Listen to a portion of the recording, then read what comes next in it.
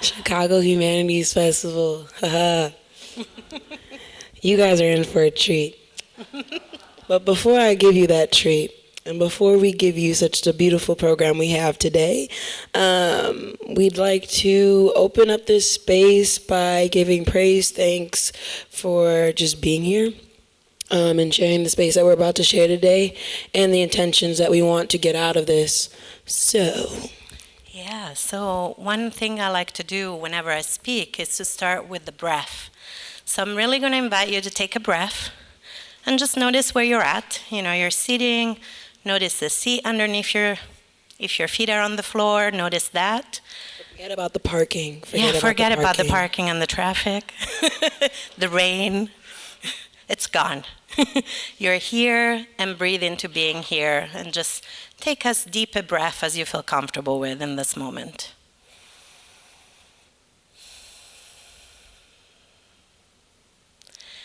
And then I want to take a breath into our connection with land, with season. It's fall, the leaves are turning, and we're here on this beautiful land that is the land of many tribal nations. And so taking a breath into the history, whatever relationship we're in with that history, and remembering that whenever we are anywhere on the globe, we're on indigenous land. So breathing into that.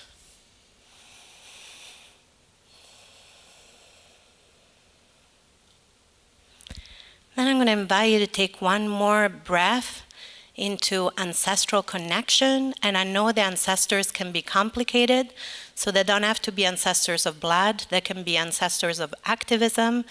For me, I'm going to connect to our gender-blessed ancestors and really take a breath into the web of connection that holds us. We're not the first ones to have this conversation today, and we're not going to be the last one. We are in relationship. And so breathe into that relationship with ancestors, whatever that means to you in this moment.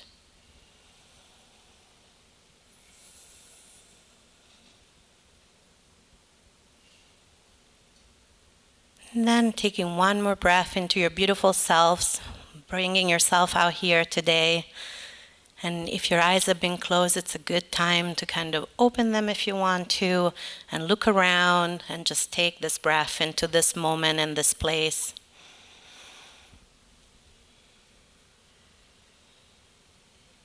And thank you for being here for this conversation. Give yourself a round of applause. You left the house today.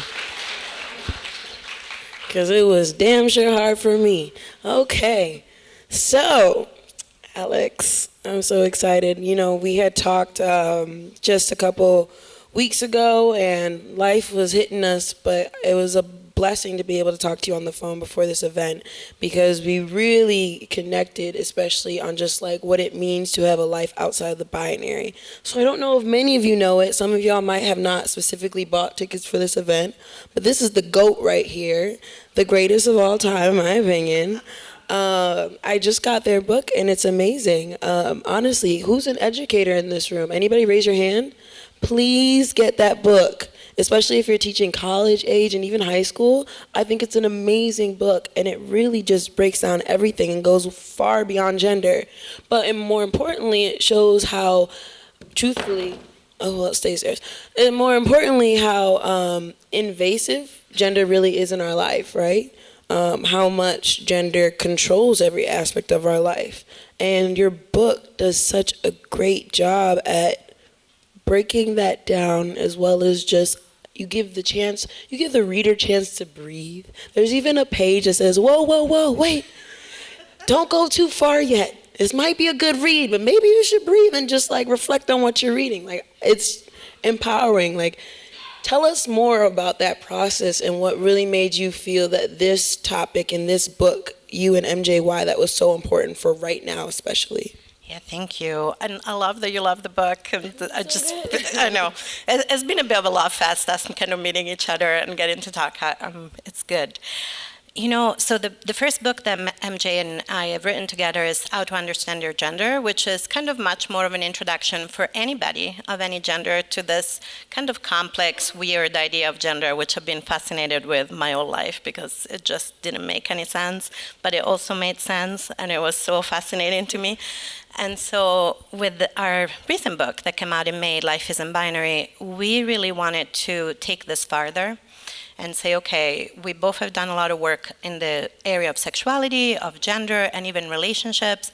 But the more we do this work, the more we realize this is a work of liberation that goes beyond just sexuality and gender and relationship. It's also about bodies. It's also about emotions. It's also about thinking.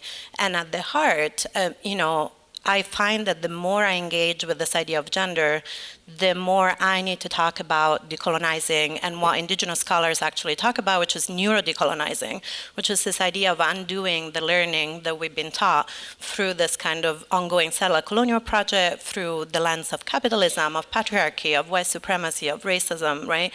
And so really what we're trying to do in this book is kind of take the reader by the hand a little bit and let's start with sexuality, which you might already be thinking about. It's been in the news a lot. We talk about Janelle Monáe bylighting, and all that kind of stuff, and have examples from everyday life, whether it's like media or people's lived experiences, and we try to have multiple voices as well in the book so that it's not just about my experience or MJ's experience, but this, there are a lot of different experiences and different embodiment of this experience. And so we go from sexuality, gender, relationship into bodies, emotions, and thinking, and kind of by the time that we got to thinking, we were writing and we were like, this is so out there.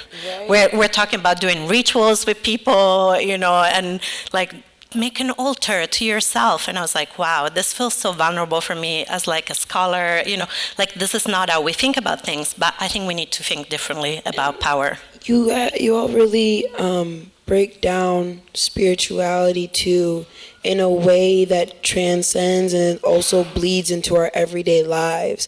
The ability to understand rituals, we all make rituals when we interact with each other. A handshake is a ritual, that's something that you do to greet and open the space to, an interaction with somebody else.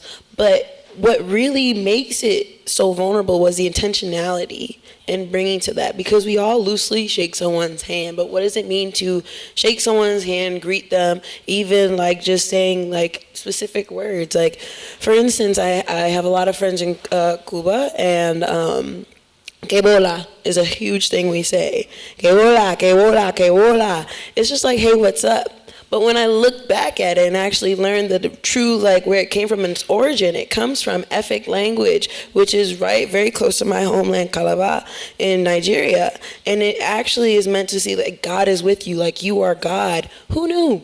Meanwhile, we just run around saying, que bola, what's up, man? Acere, all of that. But, just the importance of that. And it's that intentionality that truly is, in my opinion, the foundation of all liberation work, right? Just in the time of being an activist, I'm young, y'all. You're gonna be like, how does 23-year-old get up here? I'm 23. But, just in my years of activism, college activism, community organizing, I have learned the importance of that intentionality. But with that intentionality, the responsibility that is honestly awakened when you decide to live an intentional life. And we were just talking about that, but what happens when you're on this journey of understanding and breaking out of norms that have been defined by you, especially, or by society, especially with sexuality and gender, where that almost makes you so curious. You're if I could break through all of this, what else are they telling me that I can also break through too? So, just touch on that as well. What made y'all just go crazy? Go wild. Yeah, let's go wild. I mean, honestly, that's what happens. Well, and I think what happens is that, folks who walk this liminal spaces, whether it's gender, whether it's sexuality, whether it's geopolitical borderlands, whatever it is, whether it's mixed class background, whatever this kind of weird liminal spaces that we walk in some ways we have to be intentional, right? And I think that has a lot to do with the theme of power that the festival has embraced this year, right? Because if you have a marginalized identity or experience, or you don't fit neatly into those ideas that dominant culture has about the ways our bodies are looked at, our experiences are supposed to be, then you start questioning, right? Then you start asking yourself, what is happening here? And that power gets cracked open. And so once you start cracking that open, then it's like Pandora's box, right? And I think that's why often people are afraid, right? Why is there so much pushback? Why is it that bodies that are ambiguous in a range of ways, in a way, are a threat, right, to the system in every way, whether it's about gender, whether it's about sexuality, whether it's about racialized body or bodies that are coded in a certain way because of class. The danger is infiltration, right? So dominant culture wants to push assimilation in lots of ways. There is no possibility of the ongoing settler colonial project without assimilation. And when I talk about the ongoing settler colonial project, this really indicates that we're not done, right, with colonialism. And the idea, settler colonialism is a very specific kind of colonialism that wants to kind of replace indigenous population with the colonizer, right? And that doesn't just happen on the ground with people, that happens in our minds, right? That happens in our bodies. And so all the different manifestation historically, and culturally and socially, and once we start to question that, then we can have that intention of what is happening. One of the questions I ask myself as somebody who's been displaced from my homeland because of my transness and queerness, right? There was just no possibility, and class also. So there was no possibility for me to exist back home in Italy because of class, because of queerness, because of transness. Italy has got one of the highest rates of murders of trans folks, and it's pretty queerphobic, and it's also beautiful and wonderful. And when I go home, I can breathe, right? In a way that I will never be able to breathe anywhere else. And I've been like an immigrant for 26 years. And so I start asking myself, what is my role here? Right? And going back to this idea of spirituality, for me, there is no separation between the sacred and the mundane. That is something that I'm really grateful I was brought up with, photos of our dad and candles, and my grandma talking to our dads, and the dad bringing gifts to the kids in Sicily, like the dad is a big thing. And the fact that, a sense of spirituality, a sense of divinity, let's call it, but doesn't have to be about an external God. It can be about our own sacred selves, kind of permeated everything, and it's about how you make your food and how you greet your neighbors and how you make your bed, right? And it's this challenging the duality of sacred and mundane, challenging even the duality of power, right? Power doesn't have to be power over. What would happen if we have power with, right? And I think if we start really looking at that, then it becomes a threat to dominant culture in lots of ways, if that makes sense. I don't know, am I making sense? You're making perfect. Are they making sense? Everyone's like, we're okay, good. So you're making sense. But no, that what you just said was really important, especially the power. We don't need to have power over, and the importance of power with. I feel like a lot of the times we forget how much power we have as individuals, and just two individuals together can bring down a whole nation if they really want to. I was just literally talking, this incident happened on my block this week, which is why my week has been hell, because Chicago Police Department has been on my block every single day. They now have closed down this corner store, and they literally use it as a personal driveway. And just the other day there must have been a shooting a couple days before, and all of a sudden I am cleaning out my house. We're having a problem in my home, and I'm just trying to clean, and I see a horde of police officers just going down the block. I mean, at least over 20 squad cars, way too many blue uniforms, and I'm like, okay, what's going on? And You know, I'm watching babies, 13-year-olds, 16-year-olds getting thrown into a van and thrown away. Like, you know, watching police officers open up trunks and searching people's cars, but I know damn well they don't have a warrant. And then I went up there and asked for a warrant, and all of a sudden everyone's just scattering and letting folks go and pressing false charges here and there because somebody called them this and that. But just beyond all of that, then the mother is, you know, fuming. Clearly, her babies, literally 3 of her babies just got locked up. One is 13, one is 16. These are little girls.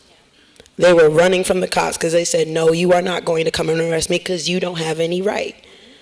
You know, they didn't say it like I did, but her mother is like, you know, I need activists. I need a movement. I need this and that. And, you know, let's be real. Right now, where we are in the movement, we're in a very, sorry, y'all. It's an alarm to remind me I'm the shit. You know, you gotta remind yourself. That's a ritual. You remind yourself, hey, I am that. Yes, okay? Yes, you are. Yes, you are.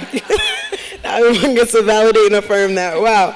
But, you know, she's talking about, I need a movement, and I need activists. And I hit up all the activists I know, but no one's interested in caring about it. And how do you get folks to understand that it really is power with folks across from you, not above you, not this, that, is people across from you that can truly help make the difference that we're looking for. You know, when we're talking about the decolonize concept, our concept and understanding of how government is supposed to function around us and over us in itself is like a colonial like figure. For instance, from my culture, Igbo society, it's very egalitarian. And from what I know, like, leadership is more fluid. It's more based on your strength. So if I'm a good warrior and I also am a good healer with herbs, and I am more willing to take on the leadership when it comes to herbs and warriors and war. But if I'm not good at gathering or cooking, then I'm not going to be the leader of that if I don't know how to cook. A good leader knows when to step back and let another leader come in and fall in. But we have systems where we elect a mayor off of false promises, and we assume that the strengths that she's run on is going to help us with the issues that we have when she doesn't know anything about the South Side. And she has no interest or knowledge on education and how bad it is for our kids right now and how a lot of them are homeless. So just that concept, and we ask these institutions to give us these things, but they're not answering to us. No, I love all of this because I think, you know, those are the kind of binaries that I think are like put into us right from the beginning, right? You know, so when we start kind of sorting and dividing up, even the idea of like some people are leaders and some people are not, right? Or like, who are politicians? They're supposed to be servants to the community, you know, in their purest form. They're representing the people, right, theoretically. You know, and when they truly are in service to community, they usually need to belong to the community and need to understand the community and need to be in relationship. And I think what happens is that those binaries kind of divide us and break relationships down. So I love what you said. You know, on the way here, the intern for the festival who helped me get here was like, what's your vision, you know, about gender? And I was like, my vision is so much more than gender. And it's something, you know, because she was like, well, how are we going to manage sorting people? Humans like to sort people. And I was like, that's true. And I was like, there's so many other ways of sorting people. You know, when a little human being come into the world, what kind of person are they? What are their strengths, right? Are they a storyteller? Are they somebody who cares about people? Are they somebody who has deep relationship with plants? Is that somebody who has deep relationship with spirit? Is it somebody who has ability to connect with the different people, right? Is it somebody who is really strong and who's really interested, in kind of protecting, And there are so many different ways. And this way of thinking about people is so limited. And what happens then is that we don't divide just people up in terms of like gender and sexuality and all those kind of things. But then we create fake categories, right? Like race, which is very real and very socially constructed. You know what I mean? Like the impact of racism and white supremacy is very real. It doesn't exist. Exactly. And then it means that white people think like, we're okay. This is like something else that's going on over here that we don't understand. And I even see a lot of folks who are invested in anti-racism work who are white, who eventually have a really hard time letting go of whiteness, if that makes sense. And ultimately, we gotta let go of that if there is really gonna be liberation, like that whiteness cannot exist without anti-blackness. Whiteness is literally rooted in anti-blackness. And when I talk to people about that, they have a really hard time with that because there is this idea that, well, but I need to make sure that I acknowledge my privilege and my power. And I was like, that's true. And also, all that power with an open hand, and like see what happens if you don't hold on so tightly to these colonial concepts that are also contributing to the same problem you're trying to undo, if that makes sense. And I think sometimes we contribute to our own to perpetuating the same system while we're trying to dismantle them, if that makes sense. Okay. Right? And I'm going to say just one more thing. Like, that's one of the reasons why I left academia at one point, because I was like, I'm literally in the same, I was in a medical school, and I was like, I'm literally in the same system that oppresses my community. I cannot do this anymore. My presence here lends legitimacy to the system that doesn't have an interest in changing, but has an interest in using me. And so when we, you know what I mean? And it's like that we need to start seeing that maybe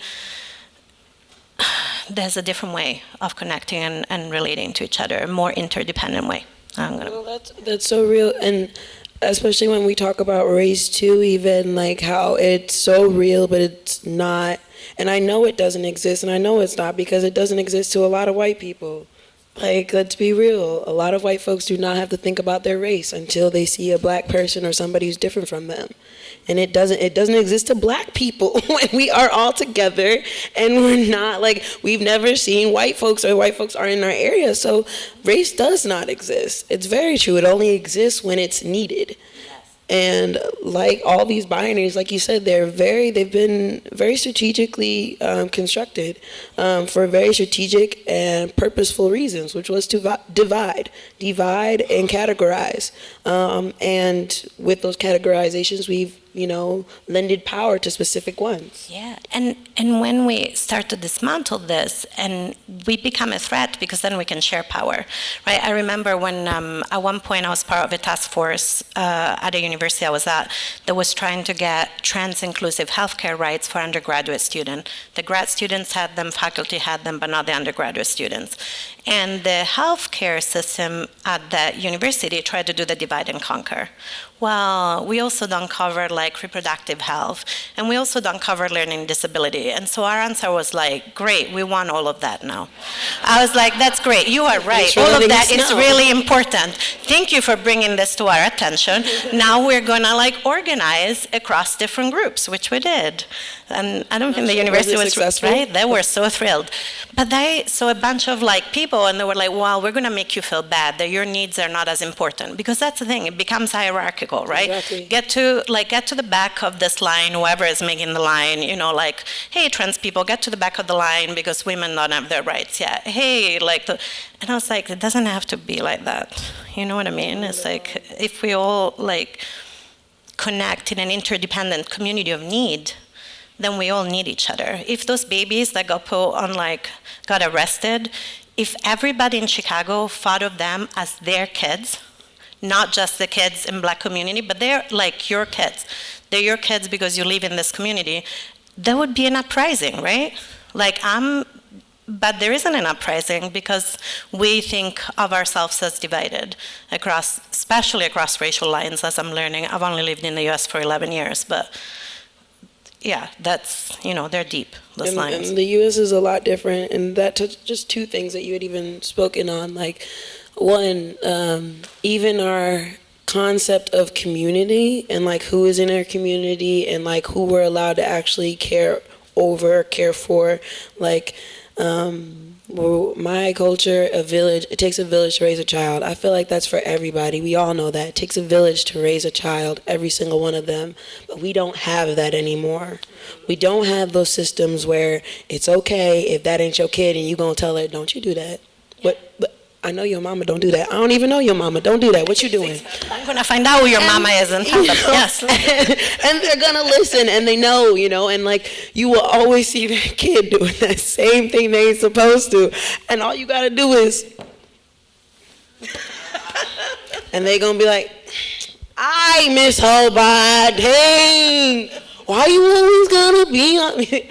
But they know, and they love you for that. They truly do, and I've noticed that. I substitute teach, and the amount of love those kids give me, just because I cared about them on a bad day, or like I just cared about them in a way where when their parents couldn't. Yeah. One thing that breaks my heart is like, when both in England and then when I moved here as well, it's like, I would talk to kids because or little kids look at you and you interact. That's how I was brought up. And, especially in Sicily, it's like, but even in Rome where I lived, everybody knew my business. And my parents knew my business before I got home if I did anything that wasn't okay, right? And so I was like, yes. You look out for each other. You knows your neighbor. And what I found here is that people like grab their kids and hold them closer when you're interacting with them. And then if you look like trans or queer or whatever it is that people don't want you to look like, and there is this reaction of like, what are you doing? Like you're a threat, right? And I was like, and then you are though, because to be honest, you're gonna be the conversation on the ride home, and they don't have the vocabulary to talk about it. That's true. And I really realized that, like, a lot of parents hated me sometimes. I feel like they did, because it would be like, Mommy, emem said they go by Mr. or Miss. What's that about? And what are you going to say when your own lived experience is not even close to that little child that was taking care of your kid while you was at work? And how are you going to explain and give it real due justice while not taking away the humanity of that beautiful being who did take care of your child while you were at work? How do you do that? And a lot of parents will just be like, shut up, Michael. We going home. And you gonna clean and do your homework, little nit. So, like, how do we even... It's hard to give voices and take responsibility, again. Absolutely. It's about intentionality, responsibility, but it's also about relationship, right? Because all of those boxes keep us separate, right? All of those binaries keep us separate from one another. And so, if we're in a community of need, we know each other. And so even if I don't fully understand it, I'm going to respect, like, this is your pronouns, this is how you, and if I have a question, I can say to my kid, well, let's find somebody who understands this better, right? Because we're a community that does this together. But if we're just individuals, and we're just individuals that keep into our tidy boxes, then what happens is that people don't have the language, that don't have the friends, that don't have the community that they can tap into if their child asks a question that they're not able to handle, right? And so even just having this tiny kind of families of just parents and children, that's not a healthy intergenerational family. So the ongoing Settler Colonial Project has hurt us in so many ways and hits us in so many different ways. We lack community, we lack elders, we lack intergenerational support, we don't know our neighbors, and when the kids ask the difficult question, they get the shut up Michael answer instead of like, well, I don't know, but I bet that Auntie so-and-so knows, or somebody else can answer your question, or why don't, let me find out for you, right? And that's about power too, that parents feel like they have to have all the answers, or teachers feel like they have to have all the answers.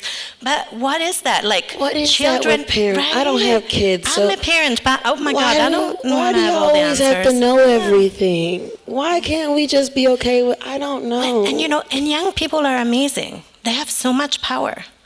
In not knowing anything. No, exactly. And they have so much power that goes unacknowledged. And in a healthy intergenerational community, the elders recognize the youth and children have power and support the adults, and the adults understand that the elders are essential and the young people are essential. And so there isn't a hierarchy. A balance. Right, there's a balance. But in our dominant culture, we don't have that balance. No. Balance is not really a thing. And I guess that even comes to something I wanted to touch on. You had talked about how you left the US and you were able to just breathe easier despite, the homophobia, queerphobia in Italy, and you still felt at peace. And talk about that, because I really resonate with that personally. Every 6 months, I leave. I leave, and I don't come back. And I have to give myself that time. And I've never understood, what is it about America that just makes it so hard for me to honestly breathe? Through any small, accident, whatever, it's just there's something in the air, and, there's something that's just off balance. And then I guess it is,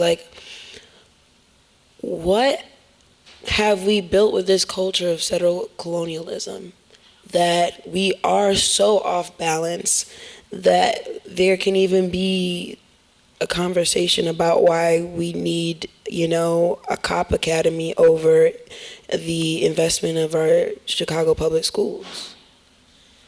I love that question, and what that makes me think about is, at the moment I'm writing a different book that's for providers, both clinicians and educators, and I talk a lot about trauma. And trauma is a big loaded word, but basically it's pain that some process in our bodies, right? But not just our individual body, our collective bodies.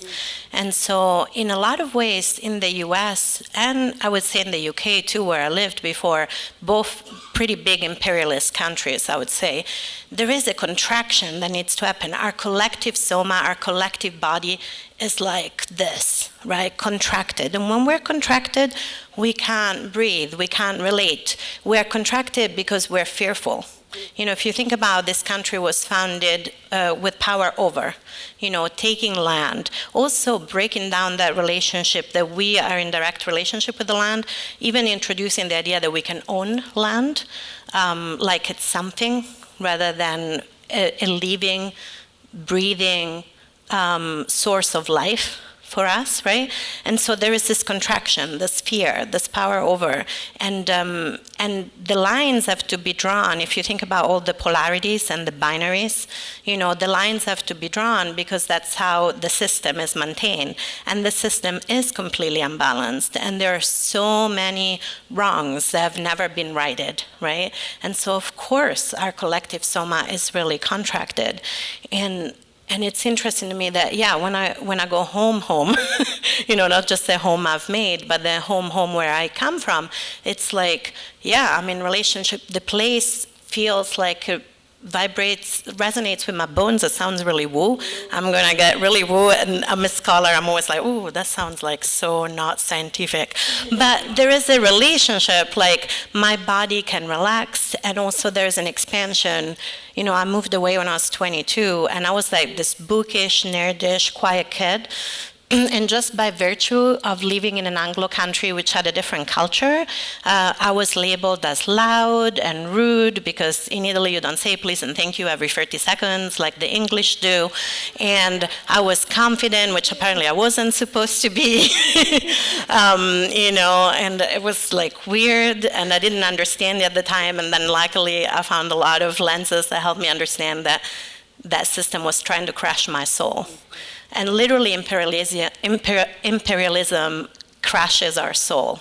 And not just the souls of those who are colonized, but everybody. Because to do that amount of damage, you have to dissociate from yourself and from your own humanity, right? To be a colonizer, you cannot be in right relationship with yourself, with your body, with your family, with your history, with your ancestors. And that is a lot of trauma. And that is a lot of historical trauma that is at the foundation of what we currently call the United States.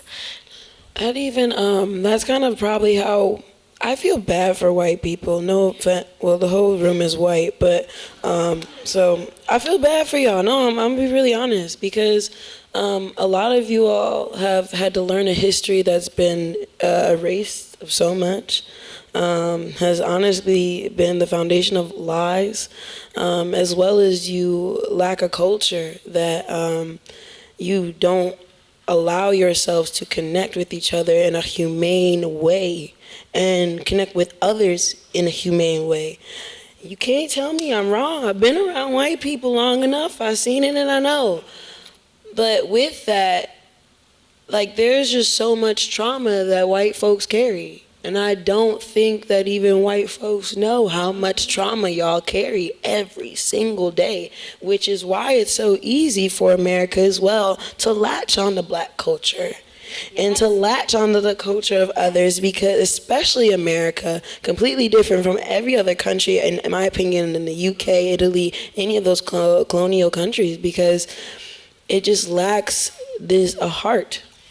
Literally, and it eats others in order to feel something, and it, no matter how much it eats, and eats out of Black people's hands, brown folks, everybody, the global South, everyone, it's never satisfied. It's a stomach with a forever hole, a black hole. And I'm not white. So, and I don't, I'm whitish. My friend are like, you're whitish, conditionally white. Yeah. White, but, whitish. So, help me understand. And, this will be our last, but let me know. Give me the tea. Well, I don't know if I can give you the full tea. I don't know how we were doing with time, and I was like, give me the ish tea. I'm gonna give you the ish tea. Okay, so that's interesting, right? One of my friends was like, yeah, you're kind of whitish, conditionally white, right? Because the moment you open your mouth, people are like, where are you from? No, where are you really from? Like, what's going on here? And then, right, you see a picture of like my mom and me and my bio child, because I also have a stepkid, and it's like white flight in action, right? My mom is like short and really dark. She's from Sicily, and then, I'm like a couple of shades lighter, and then my kid has got English DNA. With my family had a lot of feelings. They were like, English and Italians, we don't mix. What are you doing? You should know better. We're doing this again? Okay. And, she's like even lighter than I am. And I think for me, that's, that experience, right? Even growing up, the other members of my family who were lighter than my mom would like tease my mom for her skin color. And then in summer, when I would go darker, kids would tease me, because we lived in Rome rather than Sicily, about being dirty. Right? And I was like, that is about anti-blackness. And so when you experience it, you realize, hang on a minute, this is not just about Black people. This is about colonization. This is about lack of relationship. This is about othering and dehumanizing somebody based on very arbitrary things, and definitely based in anti-blackness. And globally, this plays out in different ways, right? And in the US, it plays out in a specific way, where people think they have culture, but they really don't. And I'll tell a super short anecdote from, and my kid gives me permission to share some of her stories. But she put in a complaint at school because they were doing science, and there was a word that sounded Latin, so they started talking about it in a fake Italian accent, like Super Mario, and I can't even do it, and like this. And like a kid did it and was really annoying, and then the teacher did it, and like my kid asked them to stop. She's bilingual, right? This is like disrespectful. And she also understands that this is not just disrespectful to her, this sends a message to any kid who has an accent that is not an Anglo accent, that there is something to be made fun of. So this is not just about our culture and our language, this is about, this is not okay, because it creates an atmosphere in which you are putting something, which is a perfect English accent, whatever it is, as superior to everybody else. And when she complained about it to the science teacher, and I complained about it, the science teacher's response was, well, this child is also Italian. And I said, no, this child is Italian-American, and it's between him and his ancestors what he's doing, but this is not an answer to what's happening. What is happening in your classroom is you are dehumanizing people. You're making people who have an accent feel unsafe. And this should not happen in this school that has all sorts of different kids from our community. Latinx kids, Somali kids, like we are a broad community. When you do this, your classroom and your school is unsafe. Am I making sense? Complete sense. And I think that's what, I do feel really sad for folks who are acculturated white. Like, I benefit from white supremacy, but I wasn't acculturated in certain Anglo ways.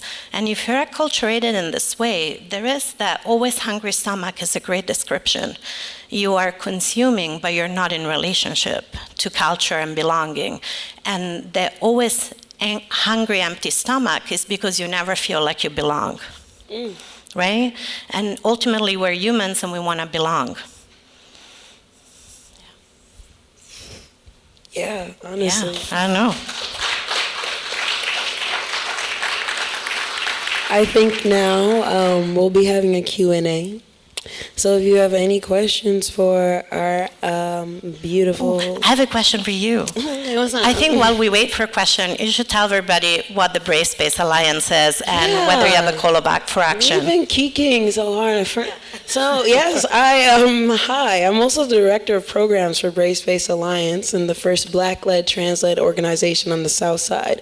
We do a lot of our organization and a lot of our work and programming for the Black and brown LGBT community out on the South Side. As you all know, there's a lot of money that goes into this downtown area, but you still can't find parking, and nothing works in my opinion. But we don't have anything on the South Side, and no one really gives us much. And a lot of the, centers that folks can go to, they're up north, and that's a lot of money and a lot of time to travel, at least an hour and a half. So we try to bring all those resources down there. We have pop-up centers where we help folks with career services, as well as we have a QT shop. And that's where I'm going to solicit your action and your power. And I need your coats. And we'll play a video about that later. But I need all of your winter coats, everything, all the good stuff. Give it to me. I want it, I want it, I want it. Because we want to give all of that away back to our community so folks are ready for the winter. Because there are folks who are on the streets every day and people who don't have homes. And I just want to make sure that they're good and they know that if anything, we care about them and invest in them. So yeah. Where can people bring their coats and donations? You can bring y'all don't have to travel down south now. Don't get scared on me, all right? But you gotta go to 79th, right past Western. It's 2747 West 79th Street. It's right off of California too. But yeah, you just bring it there anytime on a Thursday. Drop off whatever you have, toiletries, your coats. We're taking business casual clothing. Anything you got, please give it to us, as well as socks and packs of socks and unopened underwear packs too. Great. Thank you, for real.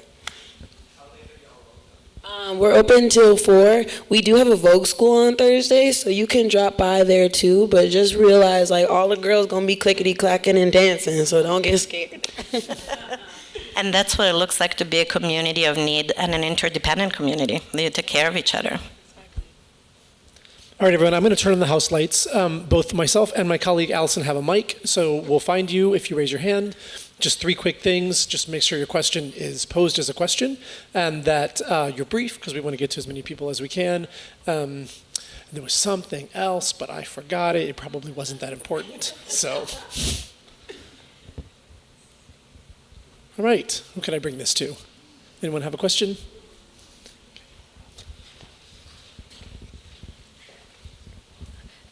In your book, how do you address the intersection between gender and disability? You did touch on that too when I saw it. Go ahead. Yes. I love how excited you are. Like, yeah. Yes. We do touch on it in various different ways, and both MJ and I are pretty open about having different invisible disabilities. And I live with chronic health issues, fibromyalgia, and also hypermobile EDS, and some other stuff that I've been finding out, as well as complex PTSD. And so we really talk about how the intersection, as well as our individual experiences, we can never talk about gender without talking about other aspects of ourselves, right? So if we think about ableism and the way disability is looked at in dominant culture, there is an infantilizing of disabled disabled people.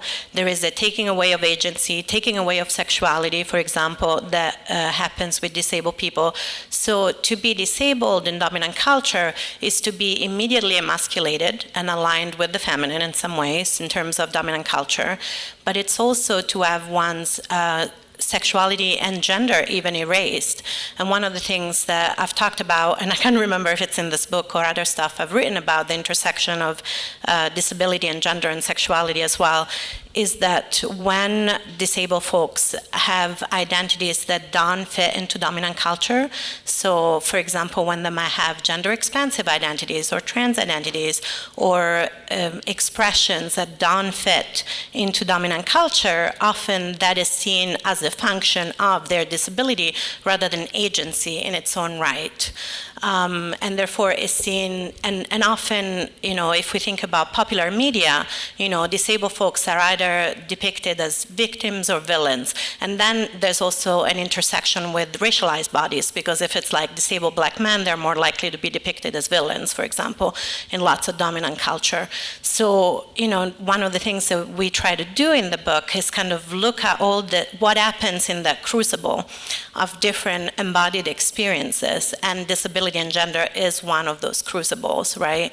And so often folks who are disabled have to not only negotiate gender identity and expression, but also very much of an ableist world that tries to kind of put certain expectations, right, on disabled bodies and disabled experiences. And there's so much more to say about that, but that's like the short version. I don't know if you want to add anything, but that's, yeah. There's so much more to say about this topic. It could be like an hour in its own right. Sorry, that's get like the book, get the the very book. short version, yeah.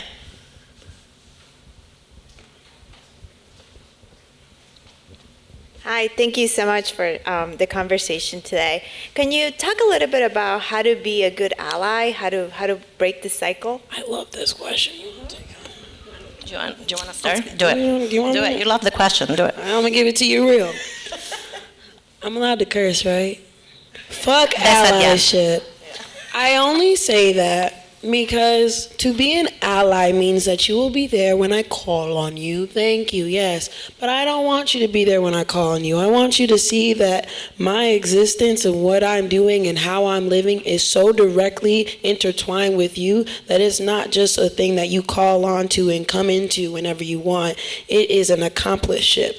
Yes. That you are there all the time because you are an accomplice. If we're robbing the bank, we robbing the bank together. You got the car, I'ma go in and we going. You are just as complicit if we go down as I am, because that's what this is. My livelihood, my well-being is just as important to you as yours should be. And though you should put yourself first, I always say that, you should preserve yourself, but you also need to understand that if I'm not okay, you won't be. And maybe you're okay now, but later on when I'm gone, they're coming for you next. Yeah. So that's why I say, fuck allyship. It's cute, and it's a cute word, and it's cute. It's really cute, but it doesn't actually get to the urgency and the necessity of cooperation. Yeah. And that need that we need to be building amongst each other so we can continue to build power. So yeah, absolutely. And the only thing I would add is that the idea of being accomplices is very much from indigenous movement and indigenous organizing. And it is really that idea of like, we are interdependent. If we don't get this through, through the thick walls of colonization, if we don't get we are in this really together. It's like I remember when in Minneapolis, or where I live, there was the occupation of the 4th Precinct, and my mom was visiting, and I was going down there, and she was worried, and I was like, Mom, that is not my neighborhood, but they're my neighbors. So if they're not okay, I need to go and do what I can within my abilities, whether it's like bringing coats because it was getting cold, whether it was organizing and supporting with whatever it is that was needed. Why is it okay? Why would I let them be not okay? And then she was like, okay, I get it. Like, I understand that you're being careful and not putting yourself in danger, but also that if your neighbors are in danger, of course you're going to be there, right? And that's the thing. It's like allyship is, and I would say it's not it's a cute word, but I'm going to be real honest. I'm just super suspicious of people who self-profess as allies. Like, I want to be an accomplice, and I care about all sorts of liberation, including racial justice, but it's not my job to call myself an ally or even anti-racist. Or I'm always like, oh, when people are like white people do that, I'm always like, okay. Or when like cis people are like, I'm a trans ally, I'm like, but are you? Because that's not your job to call yourself that. And I think that's the thing, that I'm going to show up as much as I can, and if I'm doing it wrong, hopefully somebody will tell me, because it's relationship. But being an ally is not enough, and it's definitely not something that we can call ourselves. Let other people call us that if we're truly showing up, and then that's fine. But let's not, I think it's just showing up, honestly. At the heart, it's just really showing up and looking around and go, what's needed, what's happening, and just show up in whatever capacity you've got. And like, the self-awareness, right? Like, yes. Being able to understand yourself in different contexts, so then you can also understand, okay, I have a privilege in this context, but I don't have much privilege in this one. But I know someone, like, it's really just knowing who you are. And I think when you can do that, you can better be an ally. I also say when it comes to accomplishment, there's a very dope zine out.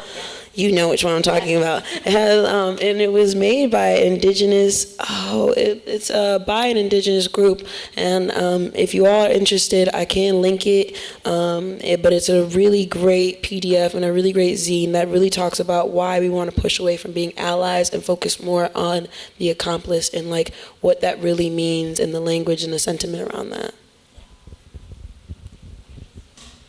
And I remember the last thing, which is just to talk into the mic, which you've all been doing extremely well.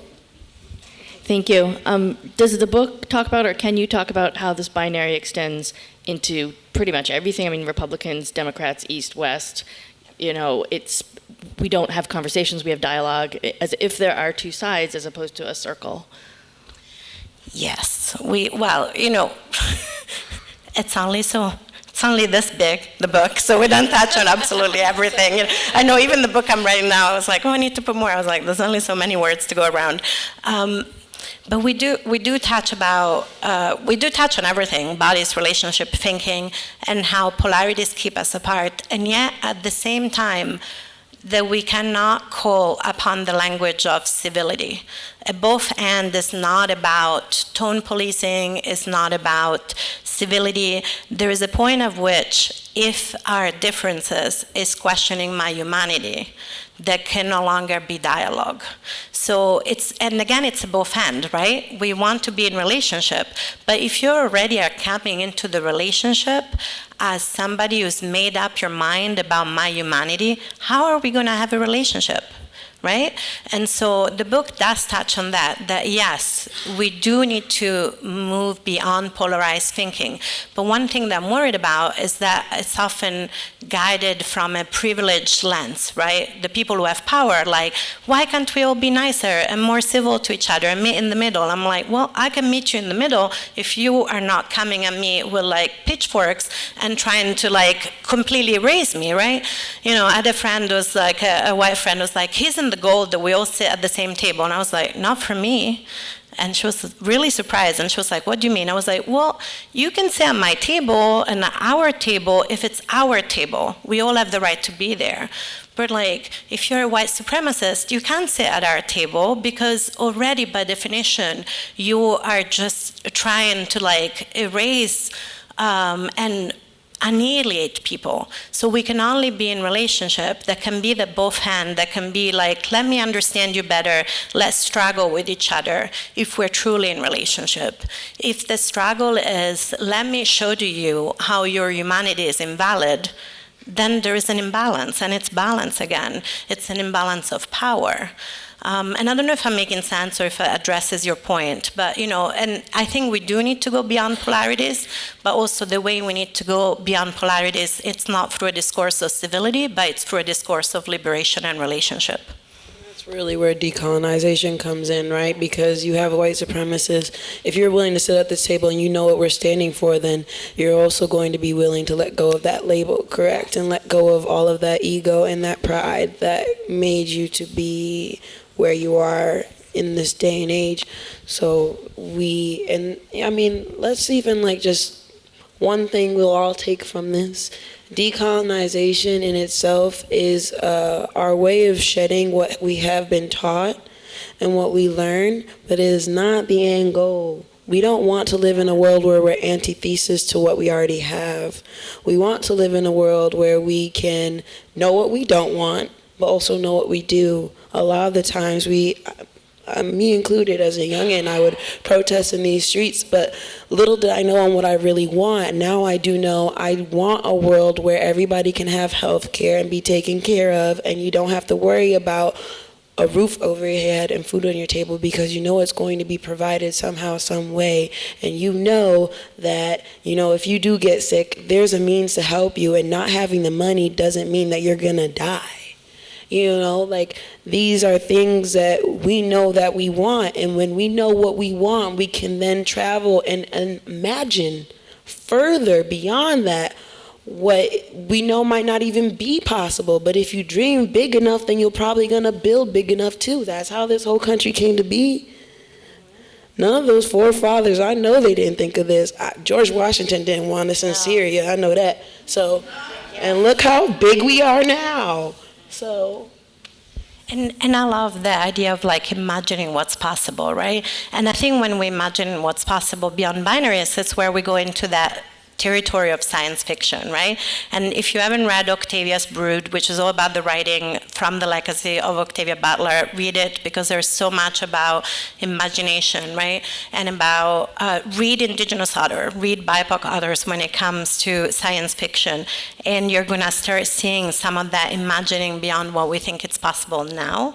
And ultimately for me, what I wanna have possible is relationship, which I know sounds really simple, but I never want to be in the position again, which I have been, where a friend said to me, our friendship will never be fully possible because of the ways our bodies are racialized. And I said, yes, you're right. And that's all I could say. And it's heartbreaking, right? It's just fucking, sorry, I swore, heartbreaking. But that is how heartbreaking it is. And I was like, yeah, you're right. Like, the only thing I can say to this is you're right. In the current system we live in, true relationship is not possible because of the systems of power. And so for me, why ultimately I'm so passionate about undoing some of those systems of power is because I just want to be in real, full relationship with my neighbors, with my friends, with my community, and not have the suffocating, constricting system suck the life out of us and our relationships. That right there, yeah, for real. I feel like I'm gonna give y'all a reading list. I just feel like, so hit me up if you want a reading list, but that's really good, and thank you so much. We have a lot of resources in the book, and a reading list is in there.